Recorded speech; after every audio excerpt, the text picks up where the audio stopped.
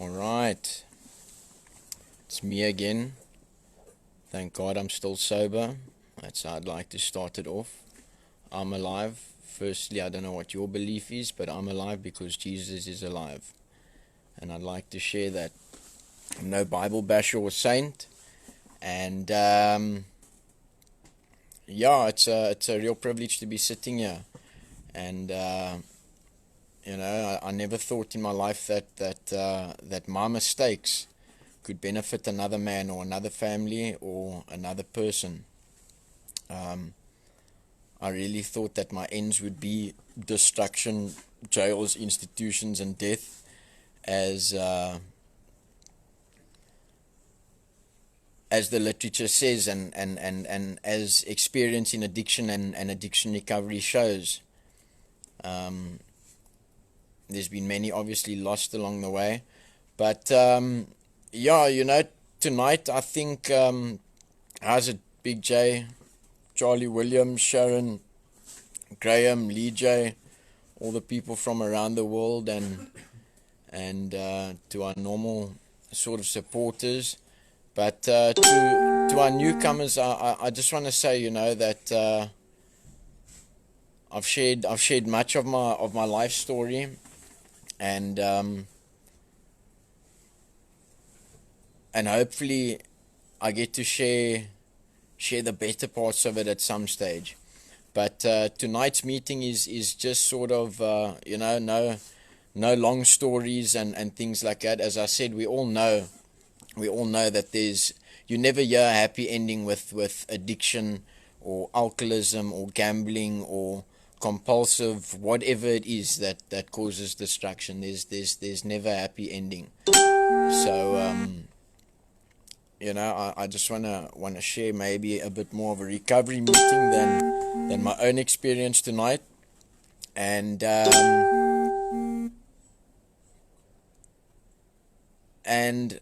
I think the point that I'd like to get across tonight is that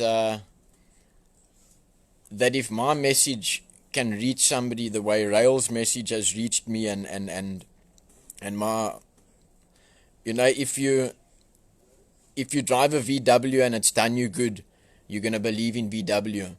And if you drive a BMW and it's done you bad, you're not gonna believe in BMW.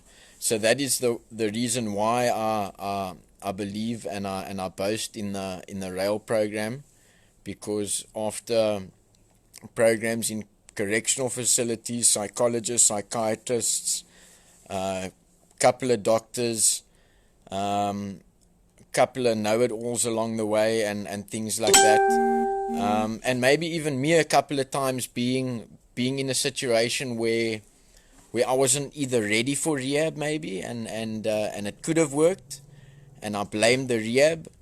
But I want to share that sometimes we should be blaming ourselves or the addict, because this program is free to anybody, the program of recovery, and I had to get to a point whether I was going to take it or not. So all through our lives, and through school, and just in general, people that's made mistakes, you've always heard, don't do this, don't smoke, don't do drugs, don't hit your wife, don't gamble all your money out, don't have sex compulsively, or don't. And I got to a point where I was telling myself so much don't, that all I was doing was going against my don'ts, or making myself promises. I'm not gonna do this again tomorrow. So how's it, Tosca? How's it, Lucy? Lucky to see you guys are watching. And again, welcome to the newcomers that's just come on. I know there's a time difference obviously all over the world, but I take my hat off to the addicts that are watching this, because it's not always easy doing the right thing. There's a couple of, we can speak about addiction recovery the whole night, because basically it's a lifestyle, it's a way of life. So every topic in life we can discuss, we can speak about, and we can keep going, and we can do all the talking in the world. But if I say that I'm going to get up and do this tomorrow morning and I don't do it, then it is just talk. So the first thing that I think that I've learned over the years is that, you know, I've been to rehabs, done and said all the right answers. Psychologist has told me on the very day of discharge that I'm probably 100% because I gave them all the right answers. Sometimes I relapsed before I got home. Sometimes it was a planned relapse. Sometimes it was a mistake. And I think sometimes maybe I hadn't gone through enough yet. So, hi Michelle. How's it, Denzel? I think you're in Germany or in the UK now. I hope it's warmer there than what it is here. I know it gets pretty cold there. But, yeah, we've got a fireplace here. On other occasions, sherry would have been an option. But I know that I cannot do that today anymore because it takes me down. And it's taken a while to accept that. But it's in practicing, not just saying, I can't do this. And again, I say that recovery is an action word. So it's not a program of don't. If we go deeper into the 12 steps that Mr. Hall spoke about the other night, then you know, we could go through them quickly, but instead of doing that, I'd rather, instead of spoon feeding and going through the 12 steps, maybe we've all got Google, we can check what the 12 steps is, and there's a lot more background work that goes into it.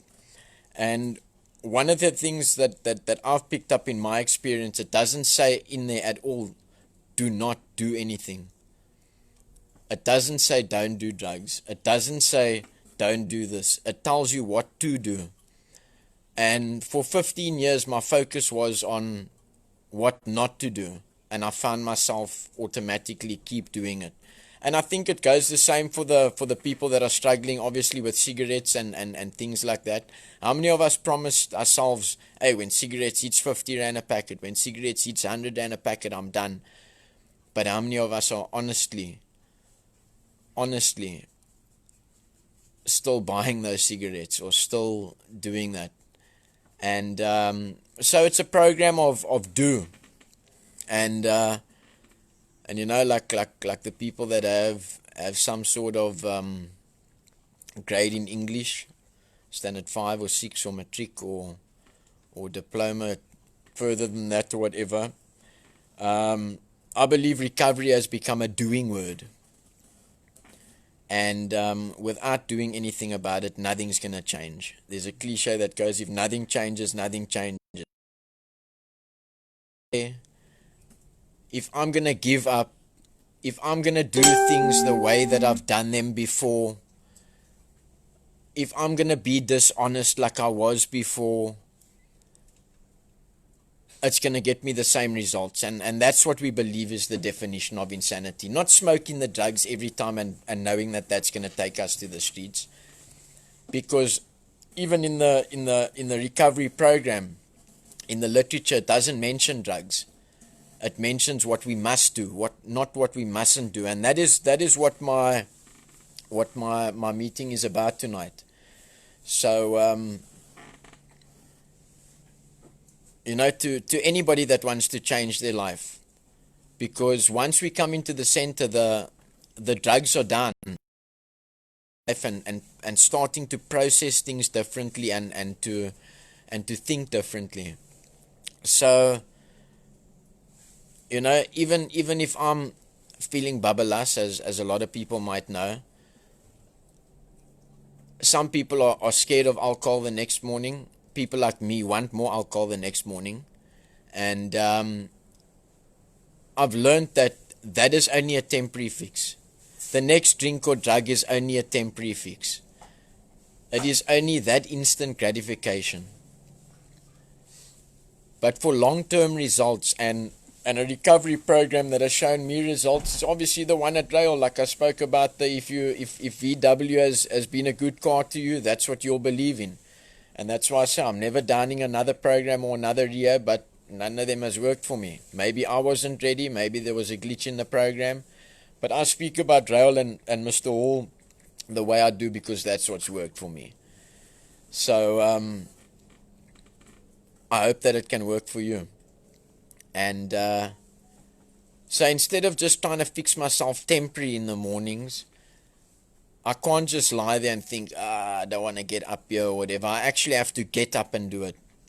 So I want to go through the quick new alphabet that I've adapted to. I don't know it off by heart because obviously sometimes substance abuse, long-term substance abuse, does a little bit of damage. But I do tend to try and exercise my memory by actively doing something. I can't just say each time somebody asks me something or to do something or even to myself that I've forgotten. I forgot. I need to, it's an action program, so I need to take action to remember. And so I'm going to do the A to Z in addiction recovery. And it's what I try and keep in mind. And as I said, there's many ways that we can look at it. There's continuous different things that and knowledge that you can learn about these things from people that have gotten sober. Because surely there must be something wrong with me if I'm doing something and enjoying it maybe for the first year or 2 years or even 5 years, and for the next 10 I'm not doing it, but I don't want to do it, but I'm still doing it. So, by saying that it's a doing word, first of all, before the honesty, open-mindedness, and willingness that we need respect and discipline. And I believe that there's, with me wanting my way, instant gratification, and you know when the credits run out on a slot machine, and you know that you have to use that money for something else, you say to yourself, don't use that money. And instead, what you should be doing is doing something like transferring that money where it needs to go to. And those are the little things that have saved me. So, you know, drugs have never made a situation of mine better. It's made it feel better. In other words, it's conned me sometimes when I haven't done something right, or when I'm guilty about something, or when I've made shit somewhere, or whatever the case might be. My situation outwardly was never different after a drug. It might have felt different for a short period of time, but it was never different. If anything, it was worse. So obviously there's getting my way, doing things my way, and with that automatic that we're doing something wrong, eventually acknowledging it, even if it's having a drink in the morning, if it's spending that extra little bit of money at the slot machine that we shouldn't, whether it's but people say that drugs has an automatic scullum nature to it, or a shrewd nature to it. But doing that's something that you know you shouldn't be doing, you have to do on the scullum. So you're breaking your integrity with yourself, which is messing up your self-esteem. Eventually you don't believe yourself anymore. And I was so deep in denial that at a stage I didn't even believe that I had a drug problem. And like the cigarettes, which I'm sure addicts, non-addicts, or you know, the public out there all over the world, and especially in South Africa at the moment, I first of all didn't believe that I had a problem until the drugs ran out. And then I was so deep in denial that it went a little bit further in me convincing myself that I still didn't have a drug problem. I still convinced myself that I had a money problem. My problem was how to get more money. And eventually that got broken after having to obviously do all the things that go along with addiction, because we all know what happens with addiction. I can sit here and I can tell you stories about going to the street. I can tell you stories about going to a prison. I can tell you stories about walking around with broken shoes. But instead of doing my priorities first, I said I'm not going to do drugs. And in that way, I did it all the time. I'm not going to smoke a cigarette tomorrow, or I'm not going to have that next one. And so I'm going to go through the A to Z of what we believe is the addiction recovery, and even maybe for people just trying to live a better life. You know, I spoke to a parent, or I spoke to a few parents over the weekend of parents that have loved ones and kids that suffer with this pandemic of drugs and addiction and just all this destruction that has been brought upon us to make us fight each other, to cause destruction and disharmony everywhere. And I always say it, that it might not be genetic in every case, but my drugging affects everybody around me. And I know that today because of working with parents and carrying the message and obviously speaking to my own parents, speaking to my own loved ones, and seeing the effects. You know, I only noticed the effects, or the possible effects, that I could have on my 15-year-old son when I spoke to other fellow recovering addicts about how they felt about when their parents were doing drugs, when their parents were not putting them first, or not, and they weren't their parents' priority, but drugs or alcohol or whatever else was. So I'm going to go through this alphabet, and I hope that somebody in recovery or anybody else can identify with it. Sorry, my lips are a bit drier. Could be a bit of nicotine withdrawal, but it's fine. And so the sobriety A through Z, and obviously it starts at A because that's where the alphabet starts. It is act with integrity. If I tell myself that I'm going to get up tomorrow morning and do this, then I need to do it. No matter what comes my way, no matter how I'm feeling. And I always refer to the feeling versus doing. I might be living on the streets and I have a shot of heroin or a shot of booze or a pipe or whatever floats my boat, or another spin in the machine, or for a very touchy subject, for the sex addicts or the porn addicts, I might just have that extra video. But if I act with integrity, then that means I can start believing myself and start building up, no matter what, that other people will start believing me as well. I don't need to put my head down in shame, and in that way, it doesn't happen overnight. If you've been drugging 10, 20, 30 years, or not even drugging, been behaving in that way and letting people down. So A is act with integrity. B is be committed to kindness. Always that extra 5 minutes to listen to somebody else. Always that 5 minutes to not judge, because we don't know somebody's story.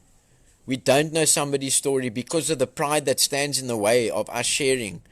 Because of the pride that stands in the shame of you know, we at RAEL especially, we believe in removing the stigma.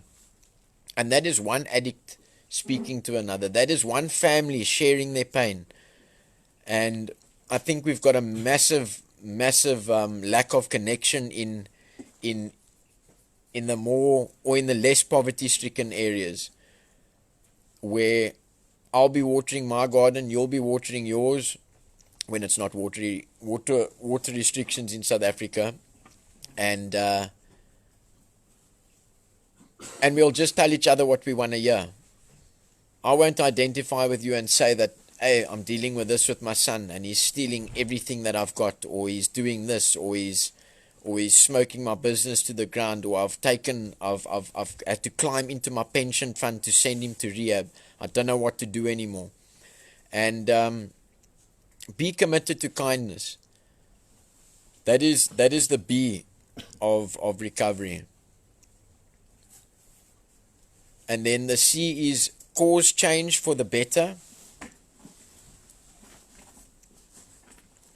And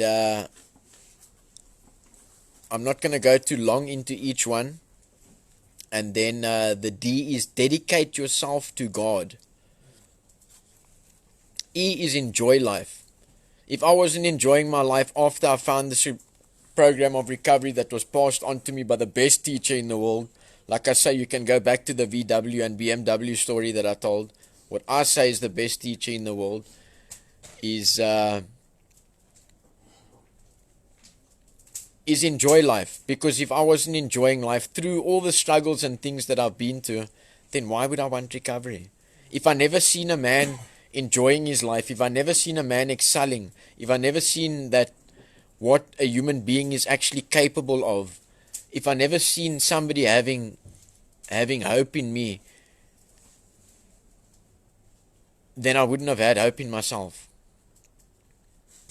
And so enjoy life. I'm enjoying life at the moment. A bit of a struggle with the nicotine and all that, but my life's not unmanageable. It was a lot worse. So instead of complaining all the time about what's going on, maybe even make a gratitude list. And that is more action. That is more sitting down. Count your blessings. Last night I was watching a documentary on orphanages. On orphanages around the world. And, I obviously didn't want to go too much into my story tonight as well, because it gets emotional. Because I've caused pain and destruction but with that emotion, at least I know today that I can feel. At least I know that I can feel. And one of the things I can feel is the E, enjoy life. And that's what I'm doing at the moment. And then it says, okay, foster gratitude. I actually just spoke about the gratitude list. Count your blessings, people. And for the people in recovery, while we say that recovery is a doing word, it's not a spectator sport. I can't watch somebody recover and expect that I'm going to get the same results as them if I'm still doing all my old things. Then I'm wasting my time. And the worst part about it is that I end up wasting my family's time. I end up wasting all my loved ones' time. Everybody that invests in me, puts hope in me and all of that. But still we believe that you cannot give up on an addict because it's an illness. Telling somebody that they don't have that illness and that their answers are right. And maybe this time their way is going to work. In my experience, my way has never worked. And that's where the saying comes from, that I keep moving up an escalator that's going down. So another, which brings me to that, recovery is never owned. Recovery is always borrowed and the rent is due daily. So all these things that I say, being kind, helping another person, helps me to get out of the core of my disease. And that is selfish and self-centered motives.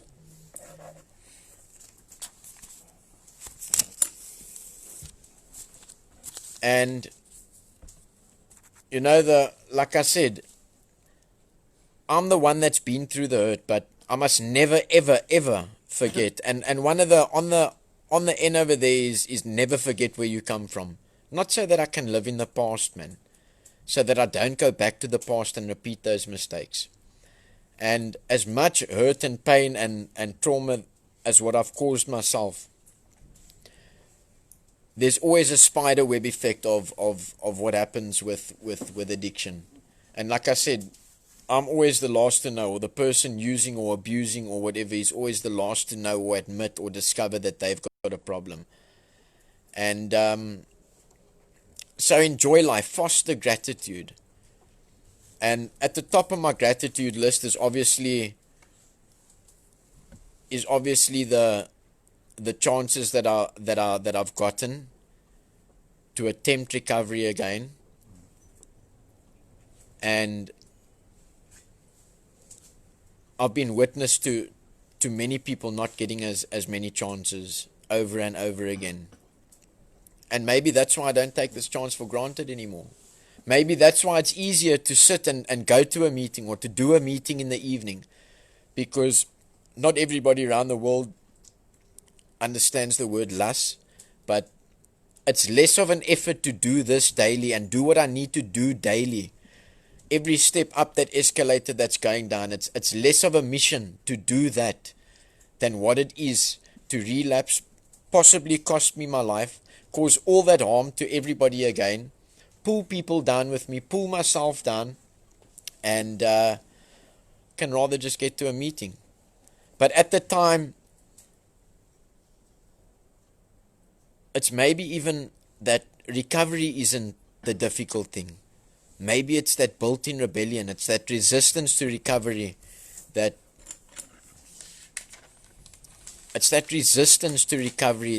makes it difficult.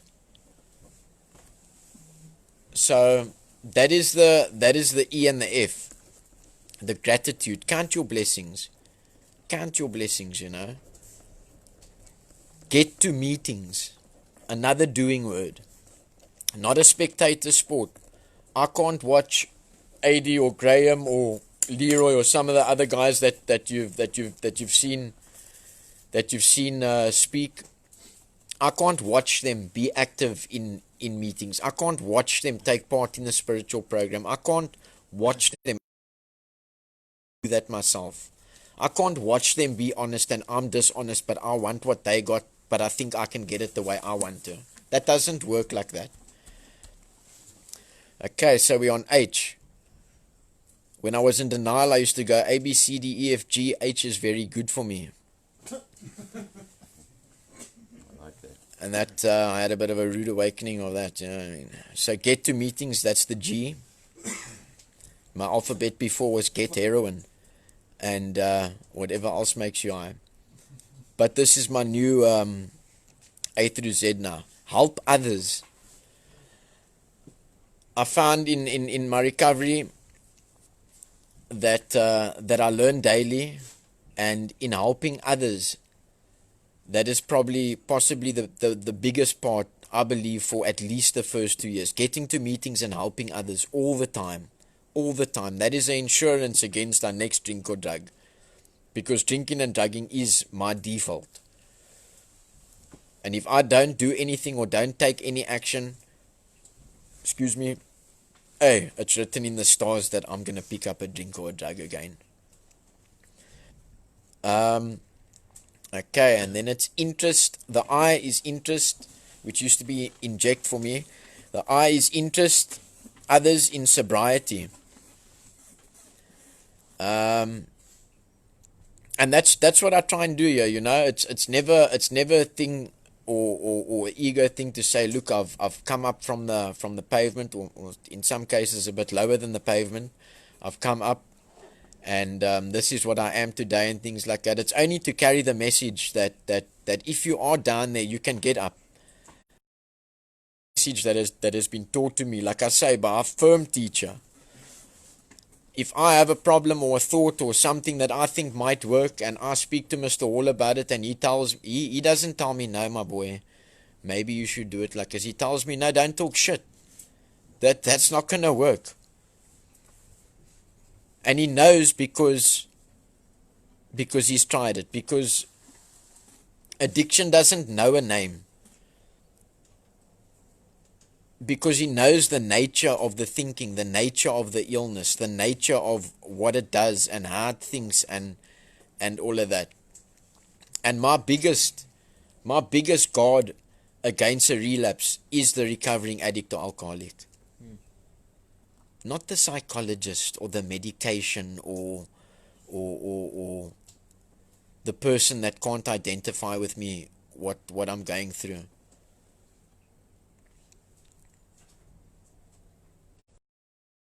Sobriety. Just do it. Just do it. Don't procrastinate. Don't speak and speak and speak and speak. And as I say, on each letter of this alphabet, I can speak for an hour on experiencing different things. Keep coming back. Keep coming back. There's also a saying that goes, those that you don't see at meetings aren't there to tell you what happens when you don't go to meetings. Listen to your sponsor. That was also one of my problems I grew up with, was I had a listening problem. I only found that out after, I think, about 30 years. And I've practiced listening in about the last 5. I've fallen short sometimes, but listen to your sponsor. Listen to a person with experience. Meditate. Time. Go. And this isn't only a sobriety A to Z. This is for anybody. Anybody can try this and see if it betters your life. In negotiations with yourself will always be lost. How many times have we had that should I, shouldn't I? Should I take that last 50 and put it in the machine? Hey, I'm feeling alright today. Should I have that first drag of the cigarette? Hey, I'm feeling alright today. Shouldn't I walk over that bridge? You know that famous bridge, Bosman's Dam Road Bridge in Cape Town. I've had that losing argument with myself so many times. But yet, what did I do? I spoke the program. I didn't do the program. Doing the program means phoning your sponsor before you pick up. Not picking up and then phoning your sponsor afterwards and saying, I relapsed. I'm not downing anybody that's doing that. I'm speaking about my own experience. Because then I've done the drugs already when I should have been doing recovery. Negotiations with yourself will always be lost. Because remember, I'm fighting myself. I'm fighting my own mind. That's why I need advice from somewhere else. Because my plans and ideas didn't work before. Open yourself up to new experiences. I think in recovery I've experienced a lot more different things that I was scared to try, that I didn't, maybe the fear of the unknown. Okay, I don't want to keep you guys up too much longer, but open yourself up to new experiences. Pray much. Like I said, I'm no saint, I'm no Bible basher or whatever, but I've experienced God. There must be a God. I see it every day in the people changing in the doors of the recovery center of RAEL. I see it daily in the behind the scenes work that we do, in the activism, in the parents, most of the people sitting here is a result of a mother's prayer. Most of the people sitting here is a result of a mother's prayer. So to those oaks struggling out there, keep praying, eh? Worrying is a lack of faith. So don't lose faith. Keep praying. Mothers, those in recovery. The cue is quiet your mind. And that is sometimes just to be open and honest and realistic about your situation. And also remember where you come from. If I don't remember where I come from, and if I tell you where I come from now, it's going to be a long story. But if I don't remember where I come from and the incidences to where I've been because of my own thinking and no program and no action in recovery, then I'm going back there. My history has proven that to myself. I need to remember that first drink that I have is going to either lead me to turning the lolly, injecting heroin, smoking dacha. That is what has happened each and every single time. And I hope if there's an addict out there tonight that is thinking of taking that first drink when the alcohol ban lifts or when you can buy booze, know that it's going back to your drug of choice. Sometimes slowly, sometimes quickly. But remember today, the 27th of May, and this video, if you're watching it or if it reaches you, when you take that first drink, that you are on very slippery ground. Start your day with prayer. That's the S. Mine used to be start your day with heroin. Or regmaak dop. Start your day with prayer. Trust God. Under no circumstances take that first drink or drug. And you know, just with this nicotine ban and things like that, it does maybe give people a bit of a better understanding about the drugs, because how much more do you want to smoke a cigarette after you've had your first drag or first cigarette for the day? How much more doesn't the next one come quicker? Or the want for the next one come quicker? Same with anything. Venture into the fourth dimension. Okay, not with LSD or with acid or malpita or, venture into the fourth dimension. That means connect, connect and be open-minded. Connect with I don't like to call it a higher power, I like to call it God. Connect with, venture into the fourth dimension. And a big one is, we want all these good character traits. We want having kindness. But the person that wants patience gets to home affairs and doesn't want to wait in the line. The person that wants something doesn't want to do what you need to do to get there. Not only addicts. I want patience, but I'm not willing to wait. So how do I get patience? And a very big thing, X-ray your motives. That is the X. And knowing that we all make mistakes and things like that, but today I've got the opportunity to make them better if I do something about it, not say something about it. And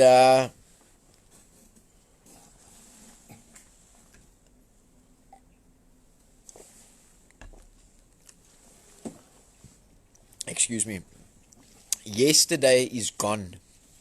Remember that. Remember that yesterday is gone, but if I repeat yesterday's mistakes, I'm going to get the same result today. I only remember yesterday so that I don't repeat those mistakes, or at least try not to. And like I said, the spiritual program and the program of recovery,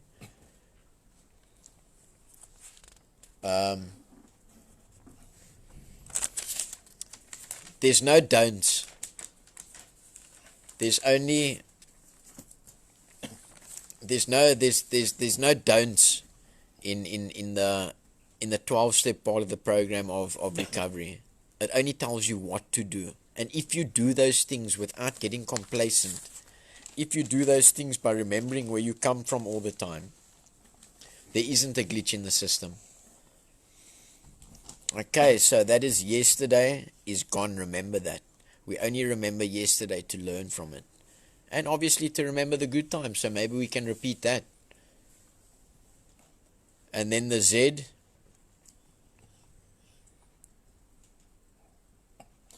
Is zealousness brings about serenity. And serenity is what we're all chasing. Whether you're an addict, non-addict, whatever you do to get satisfaction, serenity is what we're all chasing. And that's why we open and close most meetings with a serenity prayer. And I think that maybe the T should be, because we've spoken about trusting God and getting in touch with God and dedicate yourself to your God and things like that, which means we are going to make mistakes, we're human beings, but we work towards spiritual progress and to try not make the same mistakes yesterday. But I think the T in my sobriety, A to Z, the T should be to thank. And the G is most definitely for gratitude. Obviously, get to meetings as well. But, you know, I promised I wouldn't get too emotional. And it's not always that easy. But, you know, for the people that have walked the road with me, for the people that I've put through the most pain, and it's usually the people closest to me. You know, the people whose cars' rims are stolen and the houses I broke into and all of that, they're angry with me, but I can only make amends in other ways.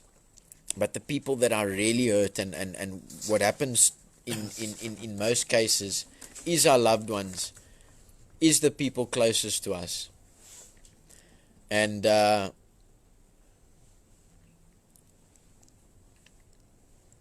you know, over time, obviously, moms will be moms. And through the whole process, my mom never gave up on me for his own sanity, which I also believe that at the end of the day, I'm grateful for, and I thank him for that, because that is actually what saved my life. If I had another option, I would have been dead today.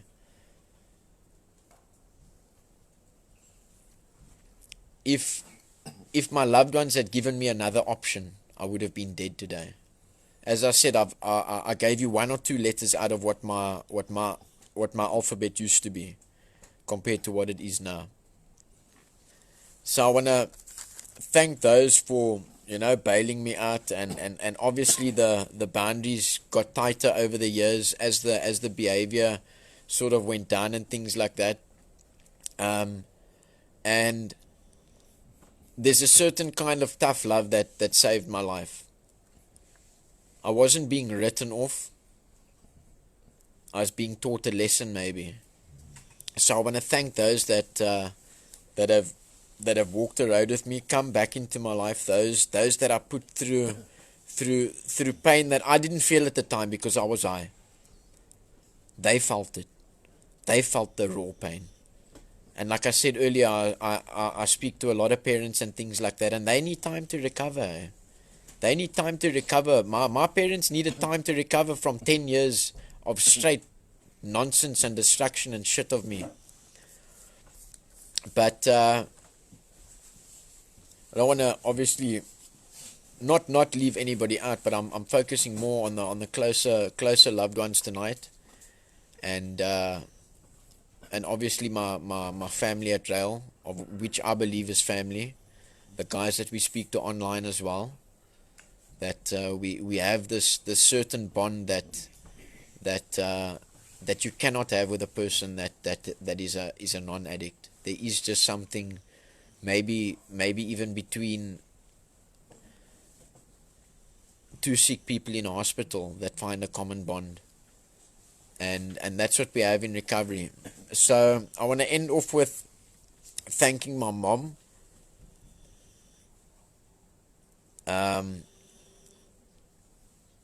If I had to say what all I can thank her for, I'll keep you here for probably 10 days.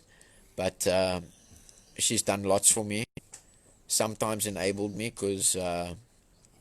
because we don't, and because moms are moms. And then obviously to my dad, there's many a deep things that I can thank him for. Many a deep things that I can thank him for. Thank him for that I know how to use a spade. Thank him for that I know how to use power tools. Thank him for that I know the difference between right and wrong. Because if he just let my shit slide all the time, I would have thought that that's right. And so I thank him for that. I thank him for support when I was doing well. Because eventually it just came to the point where it wasn't even nasty conversations between us anymore. It came to the point where when I had relapsed, or they did notice that I started using again, he would just say to me in a nice way, like, check, yeah, this isn't going to work for both of us. You know what happens when you start doing this, and we don't want to cause each other more pain than what we've been through already. And then I would know, okay, it's time for me to go and do my own thing, which brought me to my knees each time. And then obviously my sister that stood by me, that obviously, like I say, with all family members, loved ones, had many disagreements and things like that, um, and that has done extra to help me in a lot of situations. um, and then last but not least, somebody that's not even blood of me. um, and this is just mainly the loved ones I'm speaking about now when I say last but not least, is the mother of my baby Mal, that she went into a relationship blindly with me. I relapsed. I'm not scared to say that I abused her kindness. I relapsed. I stole all her stuff. Um, I stole stuff and sold it that people didn't know that was sellable. Um, and and sticking by me, not giving up on me, and supporting. If I'm going a step backwards, then she warns me. If I'm going a step forward that might be wrong, she also lets me know that. Sometimes I disagree, I must say that. But and then obviously, I'd like to thank the RAEL organization for the past 13 years of knowledge and helping me up from my mistakes over the years, and the unconditional love and teaching, and really viewing me as a sick person. Because I can tell you now, if I had done some of the things what I'd done to people as myself, and I didn't view myself as a sick person, I wouldn't be able to forgive. But with the right motives and me trying to do the right thing, and many a person that suffer with some kind of addictive problem, alcoholism, gambling, sex, whatever it is, that is honest and genuine, that we make those mistakes, and it's very rare that you find people along the way that I found. And I pray that you find people that I found, because they'll save your life. It won't always be easy, but you need somebody to tell you straight, like Mr. Hall does. Like you get it at RAEL. So, to everybody that's watching, that's supporting, that helps carry the message, that shares our posts and things like that. Sometimes I wish I could just take my face off the video, and they could just hear the message that there is hope, that there is a way out, and that there is people like Anthony, or like the guys at RAEL, that will climb into that hole with you and help you out of it. Whether you are a loved one of an addict, whether you are an addict yourself, and those people are out there. So, like I say, lastly, thank you very much again to Mr. Hall. I believe that I'm an addict saved by grace, and that every minute that I go forward, which isn't always perfect, I don't always make the right decisions, but I believe that it's borrowed time. And I try my best not to waste that. Okay, so love to all. Thank you for supporting and watching us. To the people all over the world. I don't want to mention all the countries individually. Thank you for also supporting us, and thank you for taking the time to watch that maybe, just maybe, I said something that could penetrate, and the penny can drop, and it can change something in your life wherever you are in the world. All right, thank you very much. And then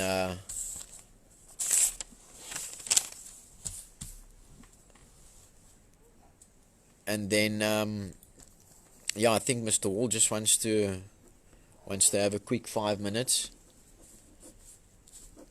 And all right then. Thank you. So remember the recovery alphabet.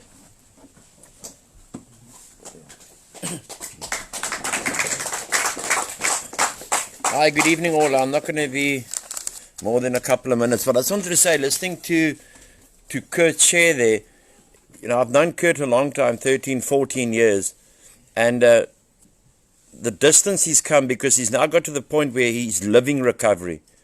And his mom and dad and Lucille and Mel and everyone can be very proud of him, because I'm very proud of him. You know, we've come this long way together. We've had our differences in the past, but the way what he puts into recovery now is immense. You know, what he put into just sitting here listening to him sharing, it almost brings a tear to my eye, I'll be honest with you, and a lump in the throat, that I could play a small part in where Kurt is today. A man who goes out of his way when he's off, when he goes out of his way to help parents to get stuff to their loved ones, etc., which sometimes the addicts don't appreciate. And I still think that the time has come now for parents to put the foot down. If the parents say you're going to rehab, you go to rehab. You don't book yourself out. And if you want to not go to rehab, then you can go sleep under a tree. Or go sleep in the bush, or go just do anything like that. The time for holding the parents hostage must be over. We're living in very uncertain times at the moment. We're living in times where we don't know if some people who've got their own little business are going to get paid, are going to get a salary. The people coming into the rehab are coming in for it's luxury. It doesn't have to be luxury beds or whatever. You know, we're not talking about the 40,000 or 80,000 rehabs for 3 weeks. I'd rather go to Mauritius. I'm talking about it's a luxury to come into rehab if you've got so many millions of people who are addicts. Take that as a luxury. The luxuries you get from your parents, all your stuff that you want to eat further, that is an extra luxury. But I think, and it's proven to me over years, that parents do not put the boundaries in, or they attempt to put the boundaries in, and then they say, okay, my poor child. My mother put me in prison. I know Kurt's story where he was put. It's not even tough love. It's love. You either watch a person kill themselves through alcohol and drugs, or you put in the boundaries and you put in the love and you say, this is the way it's going to work. It's not going to work your way. Most of the people that come in here, the parents are paying. So if the parents are paying, whoever pays calls the shots. And if they don't want it, they shouldn't be allowed home to further destroy your lives. They should not be allowed home until they are ready to leave this facility or any facility around the world. I'm not just talking about RAEL now. I'm talking about addiction in general. Because fucking addicts come in and then they think they can control their parents on their exit dates, what they want, what luxuries they want, what cigarette brands, can't smoke cigarettes now, but etc., what they want. Their parents and my parents did not do my drugs. They didn't do my alcohol either. So the parents are praying. The parents are praying, and loved ones are praying that their son will come right, their daughter will come right. But we don't appreciate it, man. When my mother tried to help me for all those years, I never appreciated it. I had to wait till I got to 41 to maybe appreciate it. And then I got to the point, okay, now I do appreciate it. So I just want to say I'm very proud of Kurt. I've mentored this man for many years. And I'm very proud of Kurt. But I've just had to put the cap sometimes on the bottle. I'm not talking about the bottle of alcohol now, don't get me wrong. That was 15 years ago. But he's got so much knowledge of himself and so much to give the still suffering addict out of his own experience. So very proud of him, very proud of him. And I don't know if you remember, it was Graham's birthday yesterday, who celebrated 5 years of recovery. Well done to Graham on his 28th or 29th birthday. What is it, Graham? 29th. He's very humble. His email address is Graham the Great kurt@gmail.com if you want to email him for his birthday. Because like Kurt said, this is a family we operate here with. It's the guys who've gone out, and then the guys who go out on a good stead and on a good standing, stay in contact with us all the time, and we have conference calls and we have fun with each other. We have fun, we call up the past, what did you do here, etc., etc. That's what it's all about. You're not coming to a rehab to see if you can grow your hair longer. You're coming to bloody save your life, man. So you either choose to decide to save your life, and sorry for the people overseas, I don't think you swear, but in South Africa we swear about everything because we've got nothing else to do. They come in and they don't appreciate what people have done for them. They don't appreciate that mom and dad have to go to work, get money, get their salary, pay it to us or pay it to any other rehab in the world so they can find a new life. This time of children, and I don't mean children in the bad, you can be 50 years old, you can be a child. I'm still a child of my mother. I'm still her youngest, and she's doing very well, thank you. I'm still her youngest. But it's time for the parents to say, stop this shit. This is my way or the highway. And I can tell these people around the world, I was on the highway, and it's not a nice place to be. Get the chance to save your life, and then go out and help save others. Simple. We've got a simple program for very complicated people. Very simple program. So thank you all for watching. May God bless you. May God keep you. And the only thing that we ever want from you, we're not after the kroon. We're not like Angus and AD and those kind of people. Just your prayer. Just your prayer to keep us, especially in this house, all up in prayer. And pray for the still suffering addict and alcoholic. Pray that it's got Kurt Schuler as my general manager. And the other people surviving here. We you are around the world, and God bless you and keep you. Bye-bye.